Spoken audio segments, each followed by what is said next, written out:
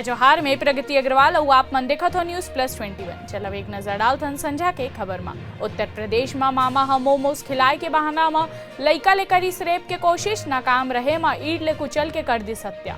आलिया भट्ट के फिल्म गंगूबाई काठियावाड़ी देरी ले हो ही नेटफ्लिक्स में स्ट्रीम। उत्तर प्रदेश में हमीरपुर में शराब के शौकीन हा तोड़ी सारा रिकॉर्ड, महज 11 महीना में ही 191 करोड़ के शराब गटक गई स्लोगन। छत्तीसगढ़ विधानसभा बजट सत्र, राज्यपाल 40 मिनट गांव, खेती और ग्रामीण अर्थव्यवस्था में बोलिस। ब्रिजमोहन बोलिस आप ले असत्य कथन करवाए गई। अंबिकापुर में लइका ला जहर दे के व्यापारी ह लगाईस फांसी, 10 साल के बेटी के मौत, 1.5 साल के बेटा अस्पताल में भर्ती। जामताड़ा गैंग ह छत्तीसगढ़ में 70.5 लाख रुपए ठगीस। केवाईसी अपडेट और मोबाइल ऐप डाउनलोड करा के करीस ठगी।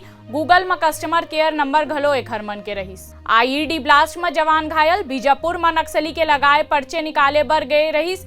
थाना ले 1 किलोमीटर दूर हुई धमाका। पीएम मोदी और पुतिन के बीच 50 मिनट तक हुई बातचीत, यूक्रेन के हालात में हुई चर्चा।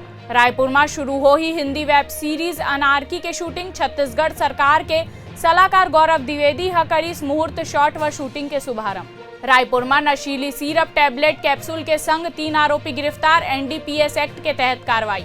ऐसे ही तमाम जानकारी बर हमारे चैनल ला लाइक और सब्सक्राइब करना जन भूलू और नोटिफिकेशन बर बेल आइकन घलो दबाओ। देखत रहो News+21 आप मन के हक के बात।